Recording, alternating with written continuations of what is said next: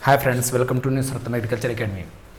हम लोगों ने पिछली क्लासों में बहुत धीरे धीरे करके काफ़ी टॉपिक्स हम लोगों ने ख़त्म कर लिए हैं। अब बात करते हैं, आज हम लोग बात करते हैं, एक टॉपिक है सीड। और कितने प्रकार के सीड उगाए जाते हैं, भारत में यूज किए जाते हैं, उनके बारे में on the basis of economy ऐसे भी उसकी डिफिनीशन भी देख लेंगे। तो सबने परिभाषा बायोलॉजी में पढ़ भी ली होगी कि परिपक्व बीजांड बीज कहलाता है, mature ovule card seed. Mature ovule card seed, परिपक्व बीजांड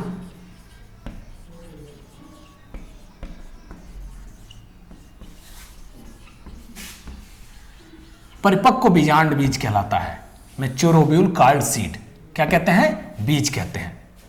लेकिन अगर हम agronomy on the basis of agronomy देखें, अगर on the basis of agronomy देखें, एग्रोनॉमी की दृष्टि से अगर हम देखते हैं, एग्रोनॉमी की दृष्टि से अगर हम देखते हैं तो हम पाते हैं इसका डिफिनेशन हो गया, any part of the plant which have capacity to generate its next generation. पौधे का ऐसा कोई भी भाग जो अपनी अगली पीढ़ी चलाने में सक्षम हो, बीज कहलाएगा। पौधे का ऐसा कोई भाग जो अपनी अगली पीढ़ी चलाने में सक्षम हो, क्या कहलाएगा?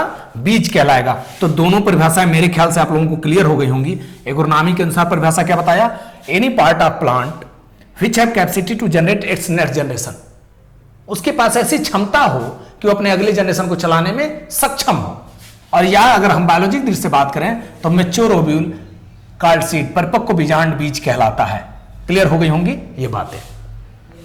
अब भारत में मुख्यतः 4 प्रकार के सीड प्रयोग किए जाते हैं। हम उनके नाम लिखेंगे, बताएंगे हम 5, लेकिन जो भारत में प्रयोग किए जाते हैं मुख्यतः 4 प्रकार के सीड प्रयोग किए जाते हैं। उनके नाम हैं इस प्रकार हैं, उनकी बात भी कर ले हम थोड़ा सा। तो लिखेंगे भारत में मुख्यतः 4 प्रकार के बीज प्रयोग किए जाते हैं। पहला लिखेंगे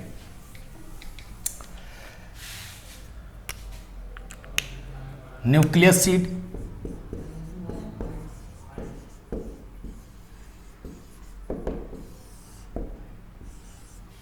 दूसरा ब्रीडर सीड। इसमें 2-2, 3-3 लाइन आप लोग छोड़ के लिखेंगे, breeder seed. Third foundation seed,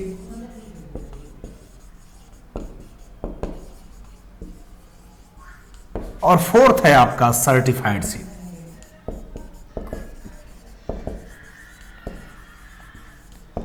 Hindi में क्या कहते हैं? इसे कहते हैं नाभिकीय बीज। नाभिकीय बीज, ध्यान रखेंगे नाभिकीय बीज क्या होता है? इसकी जो जेनेटिक प्योरिटी होती है, आनुवांशिक शुद्धता और फिजिकल प्योरिटी दोनों 100% होती है। इसकी जो शुद्धता होती है इसकी कितनी होती है? 100%। इसकी शुद्धता कितनी प्रतिशत होती है? 100%। इस बात का ध्यान रखेंगे। इसका अपना कोई टैग नहीं होता। टैग का मतलब छल्ला, अगर हिंदी देखें तो छल्ला कहेंगे, लेकिन आप टैग को टैग ही लिखें तो ज्यादा सही है। टैग मतलब होता है कोई चीज को किस चीज, जैसे ब्रांड कहते हैं हम। एग्जाम्पल के रूप में मान लो बहुत सारे लोग विभिन्न प्रकार के शर्ट पहनते होंगे, विभिन्न प्रकार के पैंट्स पहनते होंगे, और शर्ट पैंट जो पहनते हैं, शर्ट पैंट, तो उनमें छाप लगे होते हैं। कोई ली कूपर का पहनता है, कोई अरमानी का पहनता है, कोई किसी चीज का पहनता है, मतलब वो डिफरेंट छाप। वो जो ब्रांड है, जो टैग लगा है, दैट इज छाप, वो क्या है? वो ब्रांड बताता है। तो इसी प्रकार इसमें अपना कोई टैग नहीं होता, क्योंकि ये बहुत कम मात्रा में ग्रो किया जाता है, बहुत कम मात्रा में रिसीव किया जाता है। जैसे इसको लेते कैसे हैं? विभिन्न प्रकार के मान लो प्लांट खड़े हैं, उनमें से हम 2-3 पौधों को सेलेक्ट किए। सिलेक्शन की हम जब बात कर रहे हैं, ऐसे हम कन्वेंशनल मेथड की बात कर रहे हैं, मतलब पुराने ट्रेडिशनल मेथड की बात कर रहे हैं।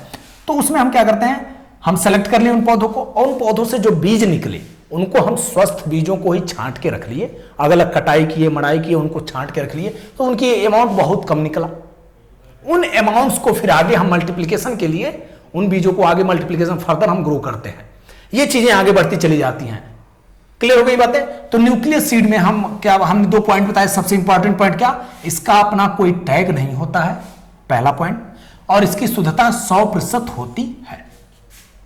क्लियर हो गई बातें? अब हम एक एरो बना रहे हैं, इसको थोड़ा ध्यान रखेंगे। इसका संतत ये होता है, मतलब इससे ये तैयार किया जाता है, इससे ये तैयार किया जाता है, और इससे ये तैयार किया जाता है। ये तैयार होते हैं इनसे। न्यूक्लियस सीड से ब्रीडर सीड बनता है, ब्रीडर सीड से फाउंडेशन सीड बनता है, फाउंडेशन सीड से सर्टिफाइड सीड बनता है। क्लियर होगी बातें? अब बात आती है breeder seed. Breeder seed breeder द्वारा ग्रो किया जाता है, इसका भी अमाउंट कम होता है। ये दोनों किसानों को नहीं दिया जाता। कहीं की देखो क्लियर यही है, नहीं दिए जाते हैं, बिल्कुल लिखा मिलता है, लेकिन कई जगहों पे आप किसान पा भी जाते हैं इनको। तो वो मैटर नहीं, मैं जनरली बातें कर रहा हूं सामान्य तरीके से। तो ये दोनों किसानों को नहीं दिए जाते हैं, इस बात का ध्यान रखेंगे। ब्रीडर सीड की भी शुद्धता 100% होती है। ब्रीडर सीड की शुद्धता कितने प्रतिशत होती है? 100% होती है। इसके टैग का रंग गोल्डन येलो होता है, सुनहरा पीला होता है। इसके टैग का रंग सुनहरा पीला होता है। अब ये देखा होगा आप लोगों ने कि दो या तीन कागज लगे होते हैं जब आपके यहां बीज आता है धान का, गेहूं का, जिसका भी, तो जो बोरा सिला गया होता है, जो कट्टा सिला गया रहता है, उस कट्टे में आप पाते होंगे कि बोरे में कि 2 या 3 कागज लगे होते हैं, एक हरे कलर का और एक किसी में पीले कलर का, किसी में सफेद कलर का, किसी में नीले कलर का, किसी में बैगनी कलर का, इस तरीके के लगे होंगे। तो जिसमें गोल्डन येलो रहता है वो क्या है? ब्रीडर सीड होता है। इसके टैग का रंग कैसा होता है? ब्रीडर मतलब गोल्डन येलो।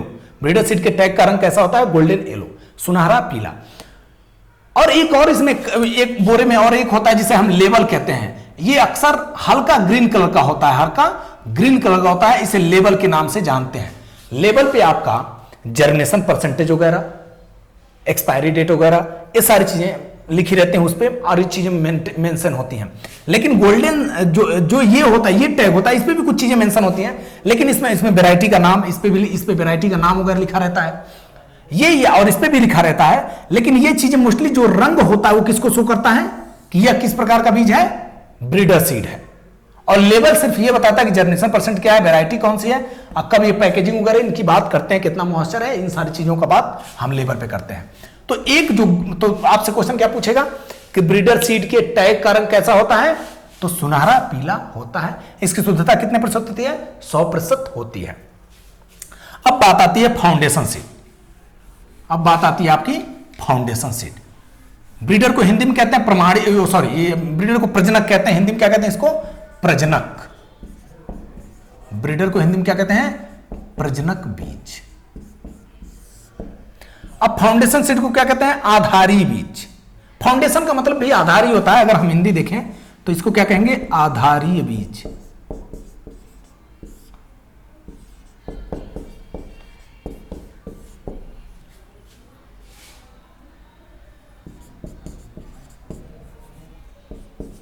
आधारीय बीज। अब अगर हम बात करें आधारी बीज की, फाउंडेशन सीड की, तो इसकी शुद्धता 99% होती है। कितनी होती है? 99%।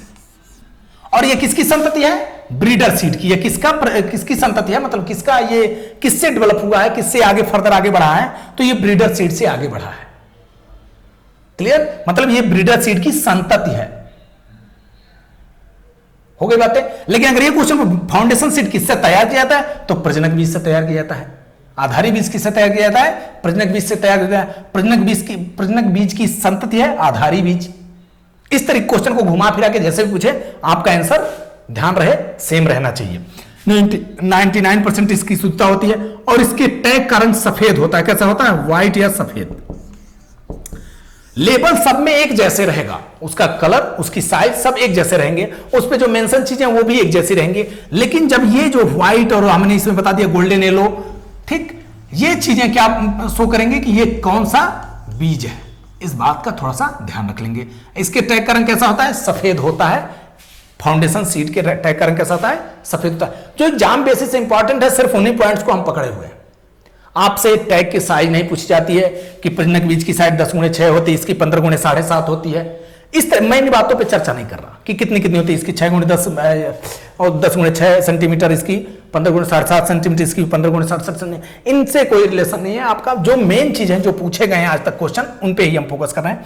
तो 99% इसकी हो गई। और इसके टैग का रंग कैसा होता है? सफेद। सर्टिफाइड सीड को हिंदी में क्या कहते हैं? प्रमाणित बीज। और सर्टिफाइड सीड किससे तैयार किया जाता है? फाउंडेशन बीज से। तो इसको क्या कहते हैं? प्रमाणित बीज।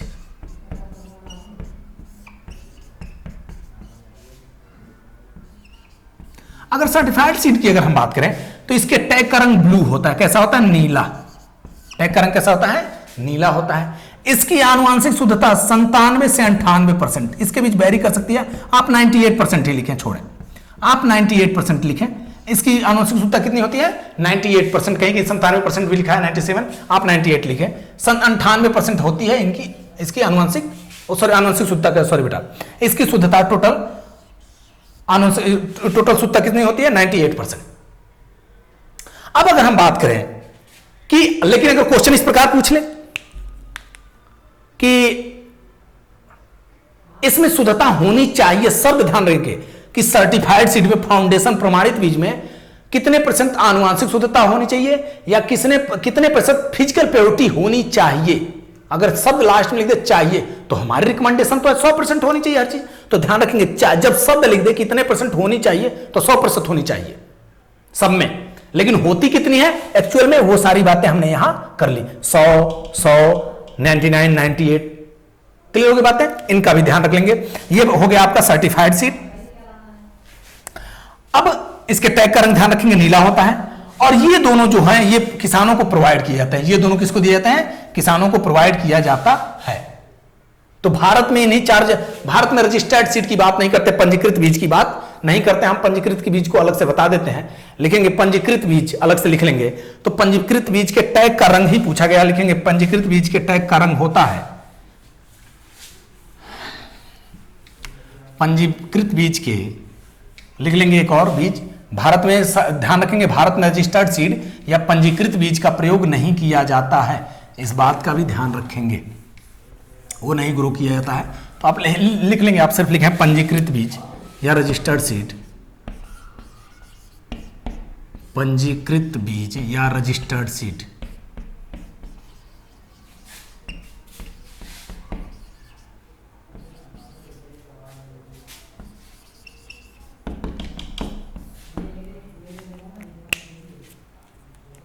रजिस्टर्ड सीड की अगर टैग की कलर की बात करें तो इसका होता है आपका पर्पल, मतलब बैगनी रंग का। कैसा होता है, बैगनी रंग का। इसके टैग का रंग कैसा होता है, पर्पल, मतलब बैगनी कलर का होता है, इस बात का ध्यान रखेंगे। इसकी भी आनुवंशिक शुद्धता सर्टिफाइड सीड के बराबर होती है। किसके बराबर होती है, सर्टिफाइड सीड के बराबर होती है, जो हम अभी बता चुके हैं। तो आप दिमाग लगा के उस चीज को यहां नोट कर लेंगे। तो बैगनी रंग का होता है। क्लियर होगी बातें, बस इतना ही आपसे पूछेगा सीड से। अब हम कुछ क्वेश्चन ऐसे अब लिखेंगे सीड एक्ट, मैं संभवतः नहीं बताया होगा तो मैं यहां क्लियर कर देते हैं। लिखेंगे सीड एक्ट कब बना, तो सीड एक्ट बना था 1966 में। बीज अधिनियम कब बना, 1966 में। बीज अधिनियम कब बना, 1966 में। बीज अधिनियम या सीड एक्ट